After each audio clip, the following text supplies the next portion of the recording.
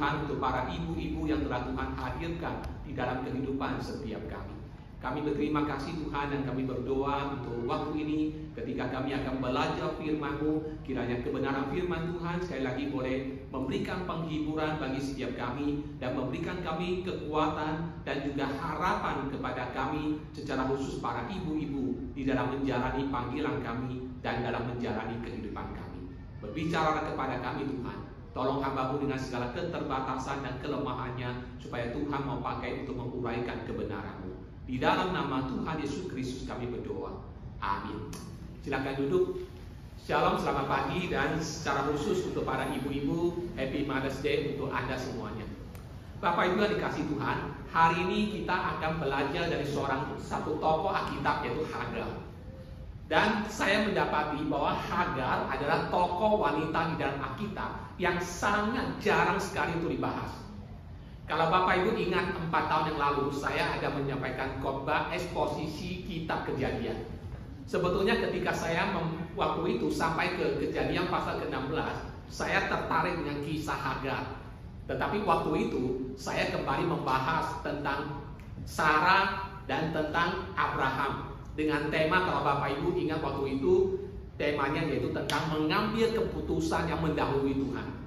Yaitu ketika Sarah dan Abraham mengambil keputusan yang mendahului rencana Tuhan. Sebetulnya waktu itu saya rencana ingin membahas tentang Hagar, tapi saya belum mendapatkan poin yang cukup untuk dijadikan sebuah khotbah.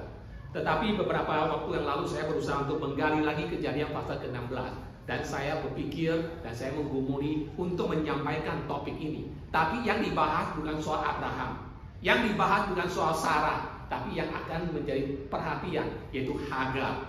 Dan pada hari Ibu ini, mari kita akan belajar tentang Hagar dengan sebuah topik bagaimana God have a mother. Bagaimana Tuhan menolong seorang ibu, seorang wanita, dan wanita itu adalah Hagar, orang Mesir. Bapak Ibu Saudara, di dalam kitab Amsal kita menemukan ada beberapa ayat yang berbicara tentang anak yang bijak itu membawa sukacita bagi ayahnya. Tetapi anak yang bebal atau anak yang bodoh itu membawa duka cita bagi ibunya. Nah, misalnya saya baca Amsal 10 ayat 1 berkata, anak yang bijak mendatangkan sukacita kepada ayahnya, tapi anak yang bebal adalah kedukaan bagi ibunya. Amsal 15 ayat 20, anak yang bijak menggembirakan ayahnya, tapi orang yang bebal menghina ibunya. Pertanyaannya adalah, mengapa susunannya seperti ini? Mengapa polanya seperti ini? Barangkali ada mengatakan bahwa karena memang budaya pada waktu itu memang demikian. Kalau seorang anak pintar, bijaksana, yang bangga, yang senang itu papanya. Ini anak papa. Tetapi ketika anak itu bebal atau bodoh, maka yang disalahkan itu ibunya. Nggak becus didik anak. Ini ditulis dalam budaya yang patrialis, di mana bapak-bapak, ayah biasanya kerja di ladang, di sawah, di luar. Yang ada di rumah itu ibu. Dan ibu tugasnya bukan hanya urus rumah tangga, tapi salah satu tugas utamanya juga mendidik anak-anaknya. Sehingga kalau anaknya berhasil, suaminya dapat nama. Suaminya mendapatkan pujian yang bangga. Tapi kalau anaknya bodoh, kalau anaknya tidak bijak, bebal, maka yang disalahkan adalah ibunya. Tidak becus didik anak. Apa yang kamu lakukan sehari-hari di rumah sehingga anakmu bisa menjadi seperti ini? Bapak Ibu yang dikasihi oleh Tuhan, mengapa Tuhan menekankan tentang kesedihan dan kedukaan para ibu di dalam perikop Alkitab kita hari ini? Barangkali Tuhan menempatkan kasih yang spesial di dalam hati seorang ibu untuk anak-anaknya. Sehingga ketika seorang anak menjadi bebal, degil hatinya, maka itu mendatangkan penghinaan dan kedukaan bagi ibunya. Bukan berarti bapak-bapak nggak sedih kalau anaknya tidak berhasil. Karena Amsal juga berkata, misalnya Amsal 17 ayat 21 tentang bapak-bapak dikatakan, siapa mendapat anak yang bebal mendapat duka, dan ayah orang yang bodoh tidak akan bersuka cita. Ayat 25, anak yang bebal menyakiti hati ayahnya, dan memedikan hati ibunya. Tetapi nampaknya bacaan Alkitab kita memberitahukan kepada kita, Tuhan punya perhatian yang khusus kepada ibu-ibu yang sedang berduka, yang sedang menghadapi pergumulan di dalam kehidupannya. Bapak Ibu yang dikasihi Tuhan, kehidupan seorang ibu tidak pernah lepas dari air mata. Kehidupan seorang ibu tidak pernah lepas dari air mata. Ada air mata sukacita, ada air mata kesedihan, ada air mata kekecewaan, ada air mata kesakitan, dan ada air mata kesepian.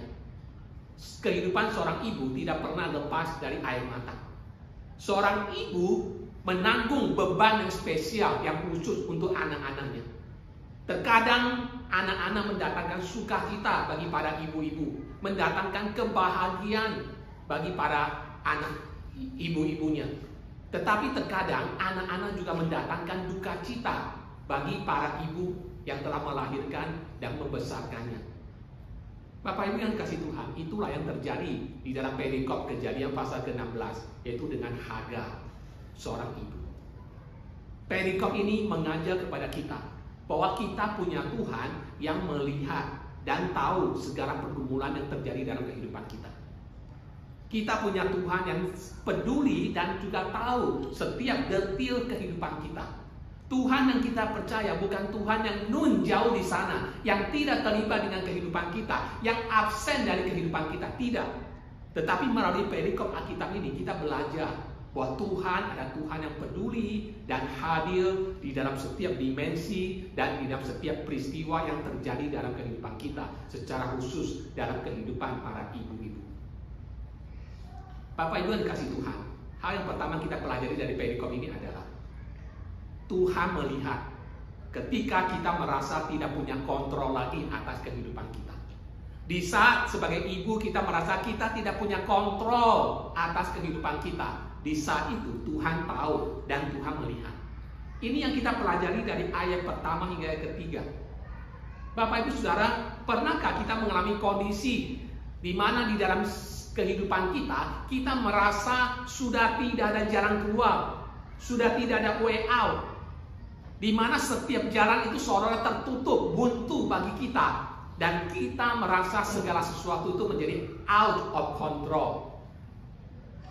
Ini kondisi yang dialami oleh Hagar di dalam perikop ini. Saya bacakan ayat pertama hingga ayat ketiga. Adapun Sarai istri Abram itu tidak beranak. Ia mempunyai seorang hamba perempuan orang Mesir, Hagar namanya. Berkatalah Sarai kepada Abram, engkau tahu Tuhan tidak memberi aku melahirkan anak. Karena itu baiklah hampiri hambaku itu, mungkin oleh dialah aku dapat memperoleh seorang anak. Dan Abram mendengarkan perkataan Sarai. Jadi Sarai istri Abram itu mengambil Hagar hambanya orang Mesir itu, yakni ketika Abram telah 10 tahun tinggal di tanah Kanaan, lalu memberikannya kepada Abram suaminya untuk menjadi istrinya. Bapak Ibu Saudara, ini adalah untuk pertama kalinya kita berjumpa dengan seorang tokoh namanya Hagar di dalam Alkitab. Siapakah Hagar? Ia adalah perempuan Mesir. Siapakah Hagar? Ia adalah seorang budak perempuan yang dijual, dan yang membelinya kemungkinan adalah Abraham. Atau ada penafsir Alkitab mengatakan barangkali dia adalah hadiah dari Firaun. Bapak Ibu masih ingat, pernah sekali Abraham mengungsi ke Mesir sama Sarai karena di Kanaan terjadi kelaparan. Waktu di Mesir, Abraham ngomong ke istrinya, kamu jangan ngomong-ngomong kamu istri saya ya, bilang kamu adik saya, supaya jangan-jangan orang Mesir mengambil kamu dan membunuh aku. Lalu akhirnya Sarai dibawa ke Firaun, tapi Tuhan intervensi. Tuhan muncul dalam mimpi Firaun, mengatakan bahwa itu adalah istrinya Abraham. Lalu Firaun menyuruh Abraham untuk pergi, lalu sambil memberikan hadiah dan budak-budak. Nah, kemungkinan salah satu budak perempuan yang dikasih itu adalah Hagar. Jadi dia adalah perempuan Mesir dan dia adalah seorang budak. Lalu ketika dia menjadi budak di keluarga Abraham, suatu waktu Sarah menyadari, saya mungkin ditakdirkan untuk tidak bisa melahirkan anak, tapi saya ingin punya keturunan. Lalu akhirnya dia memberikan budaknya perempuan kepada Abraham, supaya Abraham tidur dengan dia, dan melalui perempuan itu bisa lahir seorang anak laki-laki bagi Abraham. Bapak Ibu Saudara, di dalam kondisi ini Hagar tidak bisa menentukan apa-apa. Dia tidak bisa mengubah nasibnya. Pertama, dia ada budak. Seorang budak ada seorang tidak punya hak apa-apa untuk kehidupannya. Kedua, dia dijadikan gundik. Dan itu pun dia tidak bisa bersuara untuk menentukan sikapnya. Dia tidak bisa berbuat apa-apa, saudara. Ini adalah kondisi di mana Hagar tidak bisa melakukan apa-apa untuk merubah keadaannya. Bapak Ibu Saudara, di dalam kehidupan kita, kadang-kadang kita juga seperti Hagar.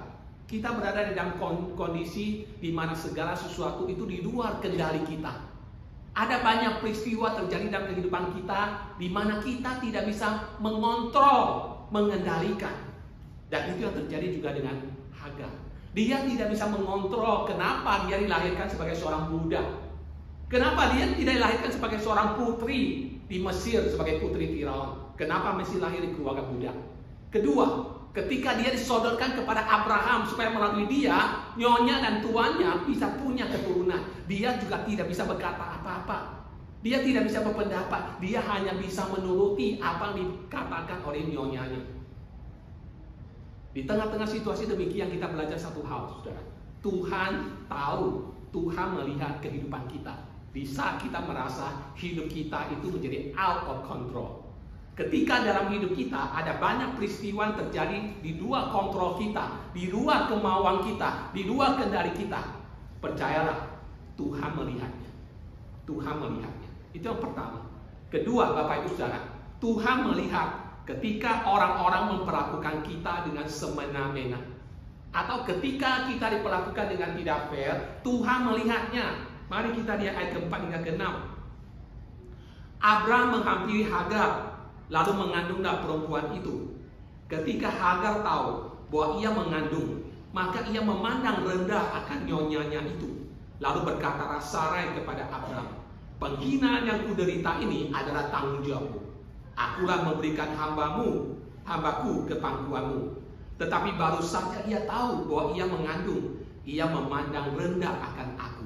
Tuhan kiranya menjadi hakim antara aku dan engkau, kata Abraham kepada Sarai.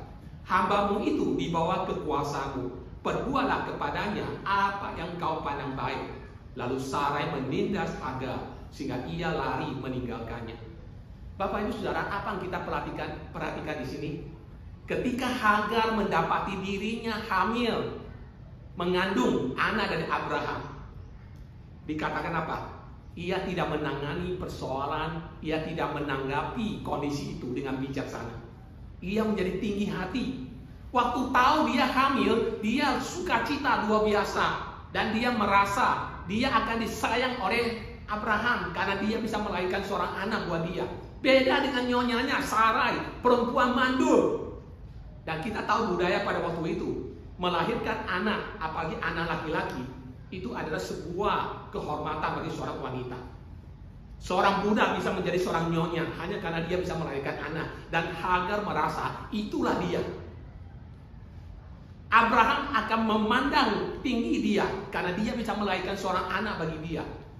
Dan ketika dia mendapati dirinya hamil, mengandung, apa dia lakukan? Dia memandang rendah nyonyanya. Dan itu kesalahannya. Ia tidak menangani masalah itu dengan baik. Ada orang mengatakan bisa dimaklumi karena dia seorang budak, tidak berpendidikan, pikirannya sederhana, tiba-tiba nasibnya berubah. Dan dia tidak menangani hal itu dengan baik.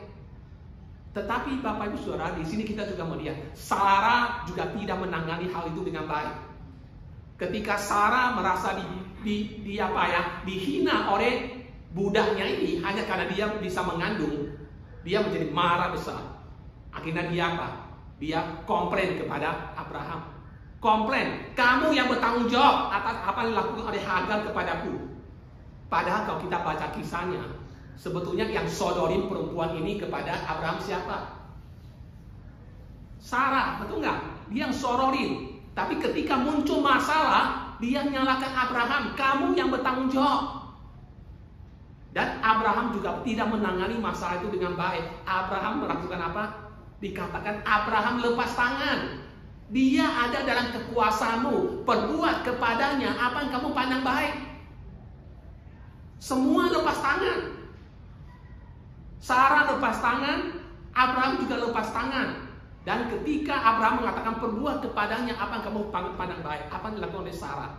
Dikatakan Sarah menindas Hagar, sehingga Hagar akhirnya tidak tahan dan akhirnya melarikan diri. Bapak Ibu Saudara, apa yang kita pelajari di sini? Kesalahan dari Hagar adalah ia mendatangkan kesulitan bagi dirinya sendiri. Dengan kata lain, ia tidak tahu diri. Ia tidak tahu diri. Dan itu mendatangkan kesulitan bagi dia. Karena sikapnya, karena tindakannya, karena keputusannya, dan karena kegagalannya. Itu menimbulkan masalah di dalam kehidupannya. Dan Bapak Ibu Saudara, sekalipun kita bisa salah dalam kehidupan kita, kita bisa gagal dalam kehidupan kita, kita bisa tidak menangani masalah dalam kehidupan kita dengan baik, Tuhan ada Tuhan yang tetap mengasihi kita. Tuhan ada Tuhan yang tetap peduli dengan kita dan memperhatikan kita. Sekalipun Hagar salah di sini, tidak menangani dan gagal di dalam hidupnya, Tuhan tetap peduli. Dan kedua, kita melihat di sini, sekalipun ketika Hagar diperlakukan dengan tidak adil, semena-mena, ditindas oleh Sarah, Tuhan tetap memperhatikan, Tuhan tetap mengasihi, dan Tuhan tetap menyatakan pertolongannya kepadanya. Kita masuk ke poin yang ketiga. Poin pertama, Tuhan melihat kita ketika kita merasa hidup kita itu out of control. Ketika kita merasa ada banyak hal dalam hidup ini di luar kendali kita. Pertama, firman Tuhan berkata, Tuhan melihat, memperhatikan apa yang terjadi. Kedua, ketika kita gagal dalam hidup kita, salah menangani persoalan dalam hidup kita, ketika kita diperlakukan tidak fair, ketika kita diperlakukan semena-mena dalam kehidupan kita, Tuhan tahu, Tuhan melihat, dan Tuhan memperhatikan kita. Yang ketiga yang kita pelajari dari hal ini adalah di tengah-tengah segala pergumulan kita, Tuhan melakukan intervensi. Tuhan campur tangan di dalam segala pergumulan yang kita hadapi. Itu yang kita pelajari dari ayat ke-7 hingga ayat ke-16. Saya bacakan ayat ke-7 dan ke-10. Lalu malaikat Tuhan menjumpainya dekat suatu mata air di padang gurun, yakni dekat mata air di jalan ke Syur. Katanya, Hagar, hamba Sarai, dari manakah datangmu dan kemanakah pergimu? Jawabnya, aku lari meninggalkan Sarai nyonyaku. Lalu kata malaikat Tuhan itu kepadanya, kembalilah kepada nyonyamu, biarkanlah engkau ditindas di bawah kekuasaannya. Lagi kata malaikat Tuhan itu kepadanya, aku akan membuat sangat banyak keturunanmu, sehingga tidak dapat dihitung karena banyaknya itu. Saudara, di dalam bagian Alkitab ini kita melihat bahwa Hagar dalam perjalanan untuk kembali ke Mesir. Syur itu ada Mesir. Jadi ketika ia tidak tahan ditindas oleh nyonyanya Sarah, maka dia mengambil keputusan untuk melarikan diri, yaitu dia kembali ke Mesir. Dan itu perjalanan sangat jauh. Hari ini ketika kita tur ke Israel, itu dari Mesir ke Israel, itu melalui padang gurun Sin, itu hari ini naik bus saja 10 jam non-stop baru sampai dari Mesir ke Israel. Dan itu padang gurun, sangat gersang. Tapi zaman itu belum ada jalan. Padang gurun, seorang perempuan sendirian sedang hamil melakukan perjalanan itu, ia tidak mungkin survive. Tetapi karena ia sudah tidak tahan ditindas oleh nyonyanya, maka ia ingin lari dari nyonyanya. Di tengah-tengah situasi demikian, Tuhan tidak tinggal diam. Tuhan melakukan intervensi. Apa yang Tuhan lakukan? Tuhan utus malaikat kepada Hagar. Dan saya tidak membahas, malaikat Tuhan ini adalah Yesus Kristus. Allah mengutus malaikat Tuhan kepada Hagar. Dan apa dilakukan oleh malaikat Tuhan? Pertama, saudara, perhatikan baik-baik. Tuhan menyebut nama Hagar di sini. Tuhan memanggil Hagar dengan namanya. Bapak Ibu Saudara perhatikan, di dalam Kisah Kejadian pasal 16, setiap kali Abraham dan Sarah bicara tentang Hagar, tidak pernah menyebut nama Hagar. Yang disebut apa? Hamba perempuan itu. Hamba perempuan itu. Bagi Abraham dan Sarah, Hagar itu hanya properti, bukan pribadi. Namanya nggak pernah disebutkan, cuma disebut hamba perempuan itu, hamba perempuan itu. Tetapi ketika Tuhan menyatakan intervensinya, menampakkan diri kepada Hagar, yang Tuhan lakukan pertama-tama adalah memanggil perempuan ini dengan nama Hagar. Ini sesuatu yang luar biasa, saudara. Tuhan memanggil nama Hagar. Bahkan Hagar mungkin kaget karena dia mungkin sendiri sudah lupa dengan namanya. Karena enggak pernah ada orang yang panggil namanya. Nama diberikan oleh orang tuanya sejak dia kecil, tapi nama itu nggak pernah dipanggil. Tidak pernah ada orang memanggil nama dia. Orang hanya tahu memanggil dia, hei, kamu, hei. Dan Abraham dan Sarah memanggil dia hamba perempuan itu, hamba perempuan. Nggak pernah menyebut namanya. Tetapi ketika Tuhan menyatakan diri kepada Hagar, Tuhan memanggil namanya Hagar. Ini sesuatu yang sangat luar biasa, amazing, saudara. Bagaimana pengalaman kita waktu Tuhan memanggil nama kita? Itu sesuatu yang akan membuat kita kaget dan takjub luar biasa. Pencipta alam semesta memanggil nama kita. Itu berarti apa? Dia ada pencipta kita. Itu berarti dia mengasihi kita. Itu berarti dia mengenal kita secara pribadi. Dan itu yang Tuhan nyatakan. Tuhan yang kita percaya ada Tuhan yang mengenal kita secara pribadi. Dan karena ia mengenal kita secara pribadi, ia juga tahu setiap detil peristiwa, kejadian yang terjadi dalam kehidupan setiap kita. Jadi itu hal pertama yang Tuhan nyatakan kepada Hagar. Ia memanggil namanya. Menyatakan bahwa Tuhan care dengan Hagar. Tuhan mengenal Hagar. Dan Tuhan akan menolong dia. Yang kedua, saudara, malaikat Tuhan menyebut Hagar sebagai apa? Hamba Sarai. Perhatikan kata ayat ke-8. Katanya, Hagar, hamba Sarai. Artinya apa? Suka atau tidak suka, terima atau tidak terima, Hagar itu adalah hambanya Sarai. Itu sebuah kondisi nasib yang tidak bisa diubah. Jadi Hagar harus berani menerima realita bahwa memang dia adalah hambanya Sarai. Seumur hidup dia tetap akan menjadi hambanya Sarai. Itu adalah sebuah realita yang harus dia terima dengan segala resiko yang atau konsekuensi yang mengikutinya. Bapak Ibu Saudara, di dalam kehidupan kita ada banyak hal dalam hidup kita yang tidak bisa diubah. Ada banyak kondisi di mana kita tidak bisa mengubah, dan kita harus live with it dengan segala kondisi yang tidak bisa diubah. Sesulit apapun ataupun upaya apapun kita mengubahnya, ada banyak hal yang terjadi dalam kehidupan kita yang tidak bisa diubah. Jadi apa yang harus menjadi sikap kita? Yaitu menerimanya, menjalaninya dengan segala harga, dengan segala resiko yang konsekuensi yang harus dibayar. Yang ketiga, saudara, malaikat Tuhan menanyakan sebuah pertanyaan yang menarik kepada Hagar. Dikatakan apa? Hagar, hamba Sarai, dari manakah datangmu dan kemanakah pergimu? Lalu Hagar menjawab apa? Hagar menjawab bahwa ia sedang melarikan diri dari penindasan, kesakitan, luka yang ditimbulkan oleh nyonyanya kepadanya. Saat Hagar sedang melarikan diri dari penindasan, dari masalah yang dialaminya. Bapak Ibu Saudara, di tengah-tengah segala kesakitan dan pergumulan yang kita alami dalam hidup ini, seringkali kita juga mengambil keputusan seperti Hagar. Dari manakah datangmu dan kemanakah pergimu? Ada dua pertanyaan di situ. Dari manakah datangmu? Dan kedua, kemanakah pergimu? Ketika Tuhan bertanya, dari manakah datangmu? Maka kita akan menjawab kepada Tuhan, saya sedang melarikan diri dari pergumulan saya. Saya sedang melarikan diri dari penindasan, ketidakadilan yang saya alami dalam hidupku. Tetapi bagaimana dengan pertanyaan kedua? Kemanakah pergimu? Seringkali kita tidak tahu jawaban untuk pertanyaan kedua. Kemanakah pergimu? Kamu mau kemana? Kamu mau lari kemana?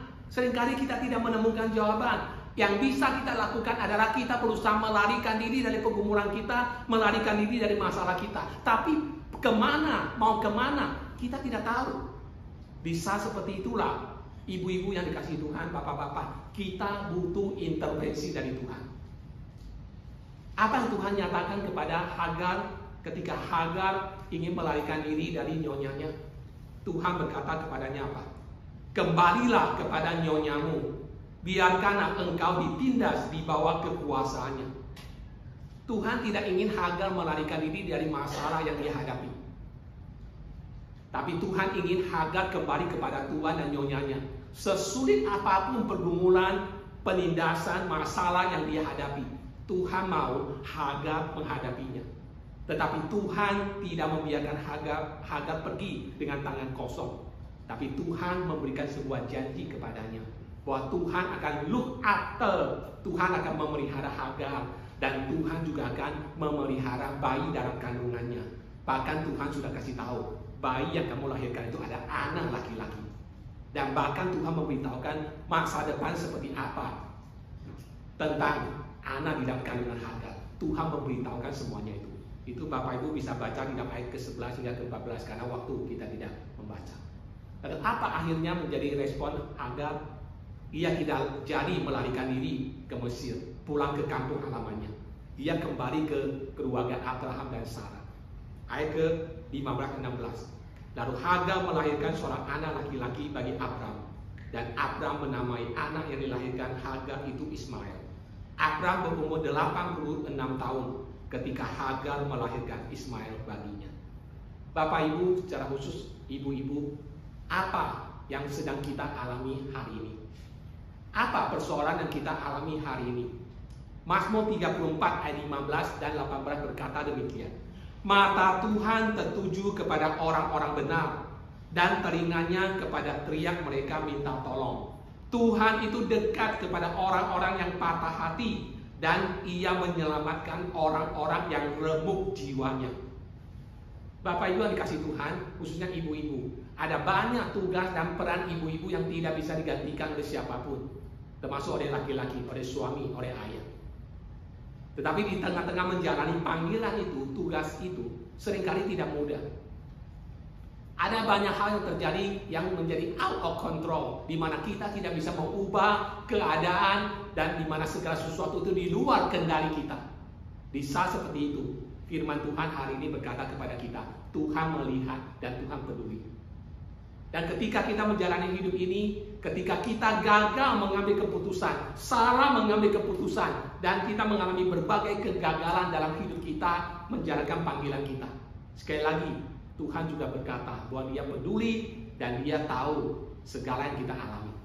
Ketika kita diperlakukan dengan tidak fair, ketika kita diperlakukan dengan tidak semena-mena, firman Tuhan juga berkata kepada kita, Tuhan juga tahu dan juga Tuhan juga peduli. Dan Tuhan bukan hanya tahu, tetapi Dia juga melakukan intervensi pertolongannya di dalam segala pergumulan yang kita alami. Apapun pergumulan itu, apapun kesulitan itu, orang lain tidak mengerti, orang lain mungkin hanya bisa menjudge kita, menilai kita, tapi Tuhan tahu. Apapun pergumulan yang kita hadapi, kita punya Tuhan yang mengerti pergumulan kita. Kita punya Tuhan yang telah menyatakan kasih-Nya.